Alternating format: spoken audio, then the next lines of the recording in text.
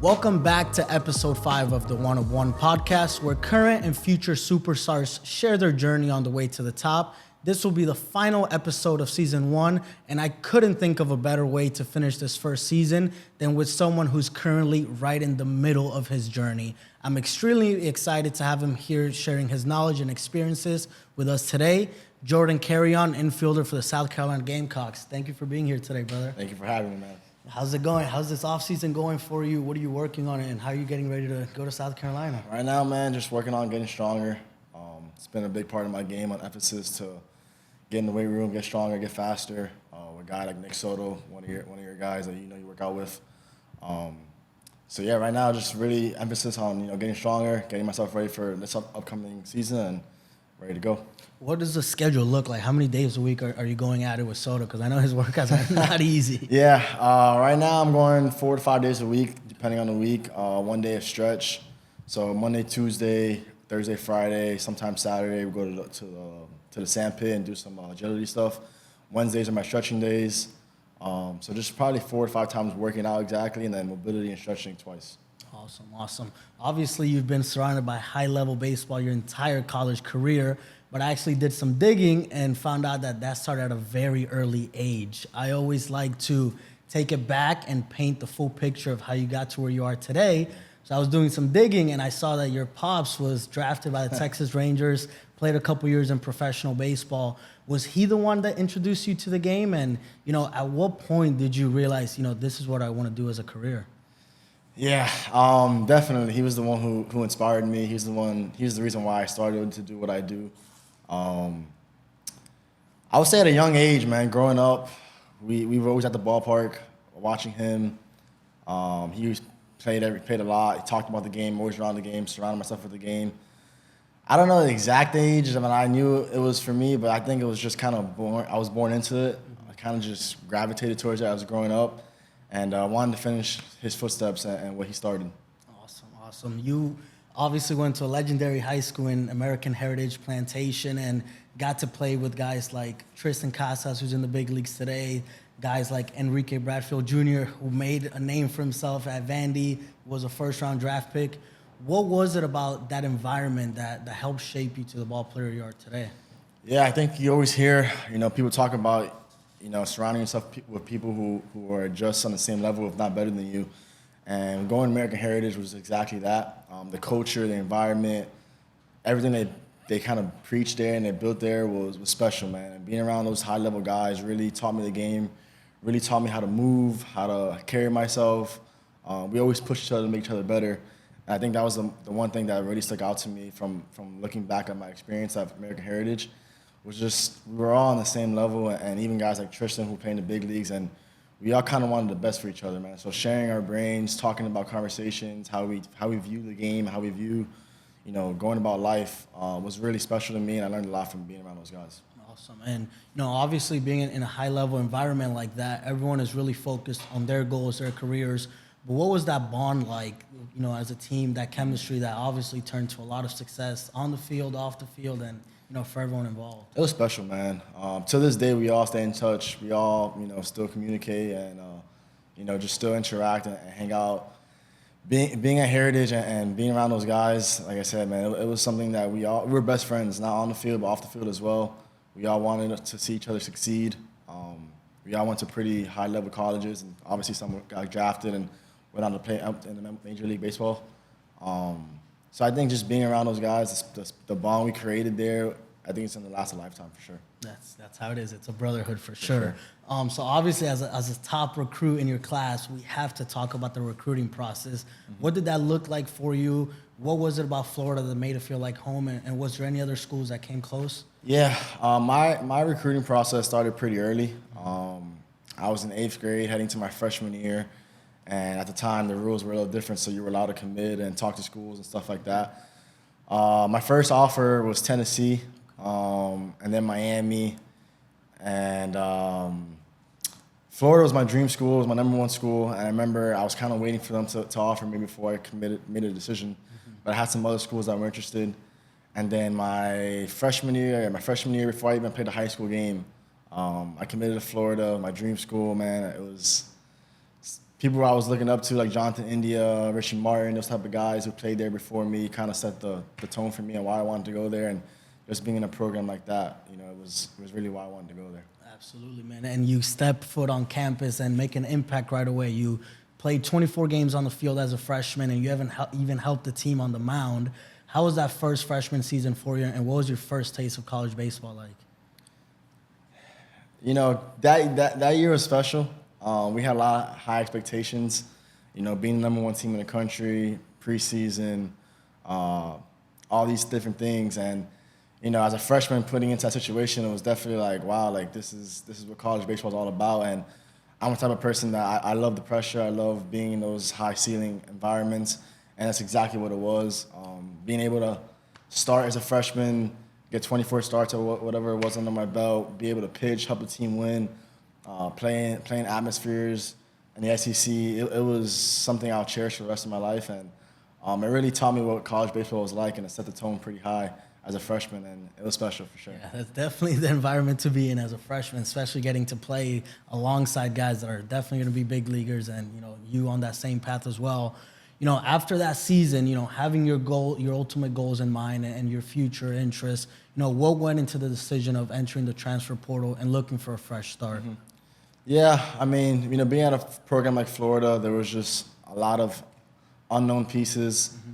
Coming with the portal opening and allowing multiple transfers, and I kind of wanted to go somewhere where I felt like I was going to be their guy and their everyday guy. And at Florida, it was uncertainty on that, and I think everything happens for a reason. So the opportunity for me to go into the portal was there for me, and finding the school of Florida State was it had a couple other options going into it, and Florida State really just struck at home for me. Awesome, man. And that's, you get that experience as a freshman, and then being able to find a place to truly call home and settle in. What were the most important factors for you during that transfer process? Well, I wanted to go somewhere where I felt like my future was gonna, become better, and they're gonna help me develop as a player. I wanted to go somewhere where it was family oriented, like a culture and the atmosphere of, being in college baseball, and that's exactly what it was at Florida State. It was the best decision I ever made going there, and as soon as I got there, they opened me with open arms and treated me like a family and like a brother, and the friendships, the bonds, the coaches, everything that went into that year and those 2 years at Florida State were special to me. Yeah, and it's safe to say that you found the right environment there and got to showcase your game, because in 104 games there, you had 106 hits, so almost more than a hit a game. Obviously got to experience, being an everyday guy and bringing value to the team. What was the biggest difference for you between the University of Florida and Florida State? Honestly, from a baseball standpoint, I don't think there was much of a difference. I think the level of competition, the level of play there was about the same. I would say the biggest difference for me was kind of the locker room stuff and the way that I felt like the coaches, and not just the coaches, but everyone in Florida State was really a family there. When it comes to like sports teams, everyone knows each other. At Florida State, it was very, everything was all together. So you kind of knew everybody. The culture they built there is very, looking out for each other. And being there was really what taught me how to be a family, and not just in one sport, but in all sports. And I think just being at Florida State kind of opened my eyes on that. And Florida Florida is definitely about winning, which it's what it's about. But I think at Florida State it was more than just winning. It was more of the family side of things and the culture, and I think that's what really stuck out to me and why I always call Florida State home. So almost like that same bond and chemistry at American Heritage translated to Florida State, where winning is a priority, but it's more than just baseball. It's a family. 100%. Because reality is you're around the guys more than you are your family. You're around them every day, and if you can create that bond, special. Clearly, you guys won a ton of games while you were there, and you had a big role in a lot of them. What have been some of your most memorable moments in college so far? I think looking back at it, man, just the friendships that I built. You play so many games, so many big hits, so many games you win. I don't think you really remember those things. Obviously those things are great in the moment, and that's what you wanted to do. But the relationships you build, the memories you build off the field, in the locker room, traveling, on the buses, just the fun stuff that in the moment you may not think is a big thing, but those are the things you really cherish and miss the most. And just being around the guys every day, like you said, you're with those guys every single day. And you're spending 6 to 8 hours with them, so they're family to you. They're brothers. There's something you're doing everything with them. You're eating with them, showering with them, working out with them, going out with them. Like those are your brothers, and that's what your family is. And for me, I was away from home, so those are the guys that I would lean on and hang out with for all my time for sure. Yeah, no, especially like 6 to 8 hours a day on the field, but then when you get off the field, those same brotherhood, they're coming over, you're going out together, going to eat, all that stuff. It really translates into success on the field when you have that bond outside. Obviously, you've had the chance to play with a ton of high-level guys. What's the one thing in common that you've seen with all the best guys that you've played? Their mindset. I think to be an elite athlete, you got to have a certain type of mindset that comes with discipline. And I think being with those type of guys that I've seen exceed at the next level and succeed at the level that I was at was their mindset and how they carried themselves. I think, that's what's going to separate you. You always hear the question, what's going to separate you from the next guy? And I think it's your mindset and how you handle yourself. And I think from all the great ones that I've been around, their mindset's been different. Yeah. And by different, you mean, just stronger, or they have, extra confidence in themselves, that discipline? I think it goes to confidence for sure, but I think it's their preparation. Yeah. That's where it starts. And if you see them go about their business every single day, how they prepare themselves to be on the field, I think that's the biggest difference in their mindset of no matter if they go 0 for 3 or 3 for 3, they're doing the same routine, they're doing the same type of things, they're still confident in themselves because they know how to handle failure. And that's a big thing, a part of baseball. You got to learn how to handle failure, and you got to have a strong mental because, like you hear, 90%. This game is 90% mental, and I think from the great ones that I've been around, that's something that I've cherished and I've looked into for them. Yeah, and that's one of the big things that I like to talk about on this podcast, right? Because everyone sees the life of an athlete from the outside, and they think it's great, and yeah, you have all the cool gear, and you get to fly, and you play at the big stadiums, but they don't see all the adversity and all the failure behind the scenes, especially in baseball. It's a game of failure. What are some of the biggest challenges you face in your career so far, and what have you learned from them? Yeah, I think you hit the spot right there when you said, from the outside in, you see college baseball, it's so much fun, and you got all this cool gear, you're on TV, all the fans, all this stuff, but it's tough, man. And a lot of athletes, I think, could say the same. It takes a lot on you mentally. And for me, the biggest thing was, at first, when I was a freshman, was my time management, learning how to differentiate my time from school to being on the field to having somewhat of a social life to hanging out and stuff like that. So I think time management was first the biggest thing, and then for me it was being able to not let the game affect my outside life as well. So I think, not letting my results, not letting whatever happened on the field determine who I was outside the field, how I treated people, how I talked to my family, or how I treated other people, because at the end of the day, you can't control your results. You can only do what you can do to be successful. And I feel like that was one thing that at first I struggled with a little bit, letting my results kind of determine my self-being almost. Yeah. And as I got older, as I started maturing and I started learning, I tried to get away from that and learned how to deal with that. Yeah, that you hit a spot there in this time, because that's something that I truly, truly believe in, and that's something that, again, I also learned over time, because it's so easy to, have a bad performance, and then that affects the rest of your day, how you treat your family, that they're not at fault, how you treat, other people, and just your overall mood. But like we talked about earlier, the best of the best that you played with, that mindset, that separator, is about, staying even. Don't let the highs get too high, don't let the lows get too low. If you do that for long enough, you make it pretty far. And I think you hear that so much, right? Like, don't let the highs get too highs and the lows get too lows. And people always ask, how do you do that? It's easier said, to do it than when you're actually in the situation. How do you do that? And I think it's, for me, how I view it, I think it's how you handle anything is how you handle everything.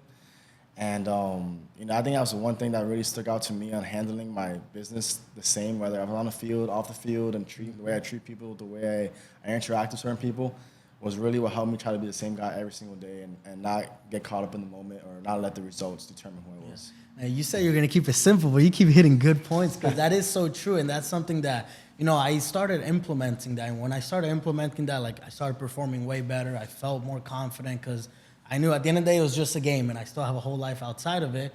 But what I didn't realize at the moment is that that doesn't just apply to baseball. Because then I get into the business world and it's the same thing. Mm-hmm. Don't let the highs get too high. Don't let the lows get too low. You got to stay even keel because, you make some money, have a little success. You get too high, life brings you right back down. Or you get too low on yourself and you quit early before, for example, like today, this was the 5th episode. I didn't even know that was, a thing, top 10% podcast or whatnot. And it's been hard and I could have, just, put it aside and gave it up. But staying with it. And you stay with it long enough, the rest can be history. And I think I gotta thank baseball for that, honestly, because baseball teaches you. Baseball's taught me all my life lessons. It's taught me, I feel like you could say the same on like you're in the business side of things now. In baseball, you're gonna fail, and how you handle failures is gonna, like you said, determine what you keep doing. And are you gonna let one bad day affect your next day? You're gonna let 1 over 3 day affect your next day. Exactly. One bad thing in the podcast, you know what it is. And baseball has really taught me life. And I think for so long I was trying so hard to be great in baseball, and I think that translated to me to now wanting to be great in life. Yeah, hey, man, you keep hitting the big point now, but that's awesome because it's so true. You let those little things, you let one bad day affect the rest of your season, or you let one bad day in business affect the rest of your career, and it just doesn't work that way. Over time, if you keep pushing it. All those little wins stack up, and the biggest thing is really not trying to be great in baseball, trying to be great in life first, and doing all the little things. Exactly. Everything else. Everything translates exactly. 100%. So after going through the transfer process multiple times, obviously the transfer portal is a big thing now. What advice would you give to younger guys or guys in the portal right now going through the same thing you already went through? I would say my biggest advice would be to do your homework. I mean, that's the first things first. Do your homework on the program. Do your homework on where you're getting yourself into. Learn about the atmosphere they have, the culture they build there, because, they might be this great, you might see on TV this great team or this great program or whatever it is, but at the end of the day, you got to find the right fit for you, because you got to find where you're going to thrive in, what's going to help you get to the next level. So I would say, talk to the coaches, try to hear how they do things, what their philosophy is. Does that match what you think? Is that something you can see that's going to make you better in the future? How's their culture there? How's their environment? What do they preach? What do they talk about? And I think those are the little things that it's not just how good their team is, quote unquote, or who exactly the team is. I would say how they handle things, and is that an environment and culture you feel like you can thrive in? I would think that's the biggest thing I would look at and to making a decision. 100%. And, now you're off to the University of South Carolina to compete for a national championship. What can the fans, your coaches, and teammates expect from Jordan Carrion next year? They're going to get everything I got. I got one more year left for eligibility. God knows what's next for me, and I can say Gamecock Faithful is going to get 150% from Jordan Carrion. They're going to get day in and day out my 100%, and just go out there and be the best I could be. And I believe it 100%, man, because I haven't known you for too long, but we met training with Nick Soto, and it was during a time that you started facing a lot of adversity, right? And it could have been easy for you to turn away and get down on yourself, but all you did was pour that energy into working on yourself. And I'm excited to see how things go for you next year. Yeah. Hopefully win a ring, and then the rest will be history. Yeah. But I hear that you're a superstitious guy, and I want to dive into your pregame routine. What does your pre-day look like? Well, I feel like sometimes they change depending how I'm doing. Obviously, becoming superstitious. When I was going pretty good at one point, I would say I started to listen to a certain type of music that kind of put me in a mood for myself and how I felt, and it was just having fun. And one of my walk-up songs was Spanish, like a dancing song, because it kind of got me just moving, kind of just feeling good about myself, dancing a little bit. Something I like to do on the side. Dancing. Yeah. We'll probably pop up some clips on here. But yeah, so I got into this music that I started listening to, saying some prayers. I was very superstitious early on in my career, and as I got older a little bit, I tried to get away from that a little bit. But the one thing that I definitely stuck with was music, and there wasn't really exact certain things every day. I mean, it's not like I was one of those guys who ate the same food or wore the same socks or something like that. But if something worked that day, then maybe I would do it the next day for sure. For sure. And now, I know one of your big things is eye black, but, there's a lot of players in college that have a lot of swag, but, off the top of my head, I can't think of many that top your style on and off the field. What are your best styling tips for the guys watching back home so they can hopefully try and keep up? I mean, get creative. I think the biggest thing for me was I always wanted to be different. So my styling, I always try to see what was, out there and do something completely different from that, or try to spice it up a little bit. So I would say just get creative. Obviously be you and who you are. But as far as tips, man, just be creative, be swaggy, be confident, and you do that, I think anything you put on, you can pull it off. For sure. Now I gotta ask, what's your top 3 in swag in the MLB? Top 3 in swag. Oh, that's a tough one. I gotta shout out my guy Mark Vientos. Okay, for sure. He's one of the swaggiest guys that I kind of seen personally myself, and he's definitely up there for me. On the field, Javier Baez has always kind of brought up that swag and the way he's played the game. I mean, I'm not gonna talk about his performance. I'm not gonna talk about his performance. I'm here holding my breath. But at least the way he carries, the way he looks and stuff, looks good a little bit. Sure.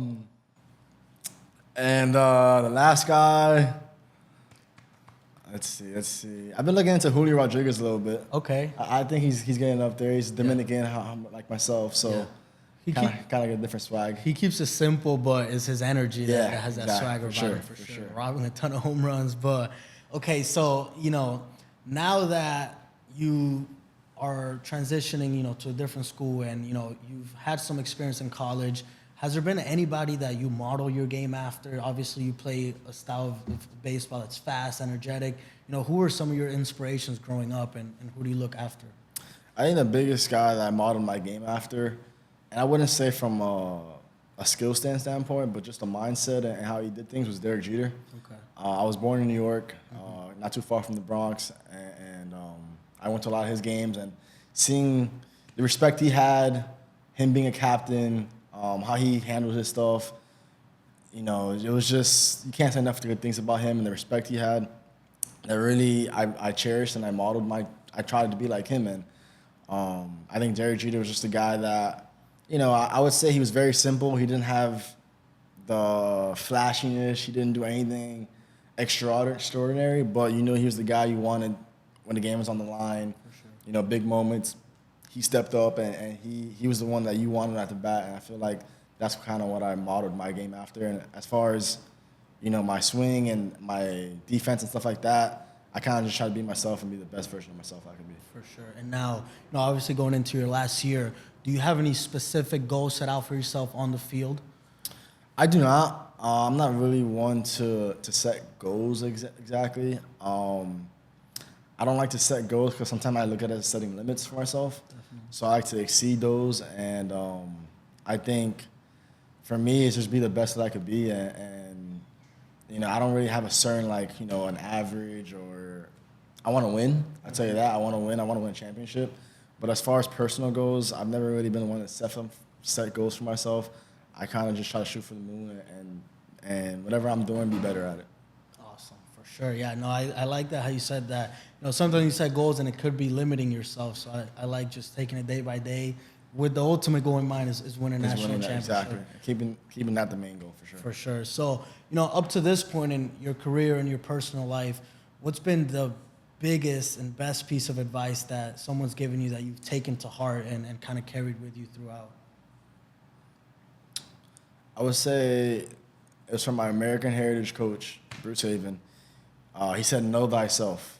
And at first, I didn't really know what that meant. I mean, you hear and you kind of can picture what it was, but from a deeper perspective, I would say just know who you are and what makes you you, and emphasize that and embrace that, because there's so much competition nowadays and so many people trying to be like other people, where I think the best advice was just to be yourself and be who makes you you, because at the end of the day, there's something that makes you different from somebody else, and whether it's the way you dress, the way you talk, the way you handle yourself, whatever it is, I think embrace that, because that's what makes you you, and for me, I just try to be the best version of myself. So I would say know thyself, know who you are. That's money right there. We should end it right there, but that's money. I have two more questions for you.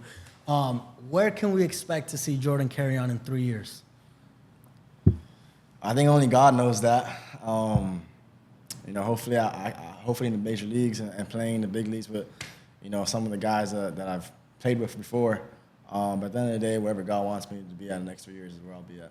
100%. I can't wait to follow your journey. Now, we have a closing tradition in this podcast where the previous guest leaves a question for the next one. So today I have a final question for you from your trainer, Nick Soto. And he wanted to ask you, if you could choose between going 10 years into your future or your past, which one would you choose and why? Say that one more time.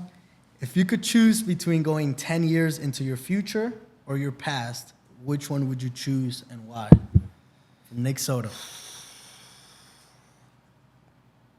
I would say, that's a tough question, man. I'm a guy who likes to stay in the present, so going in the future and the past might be tough.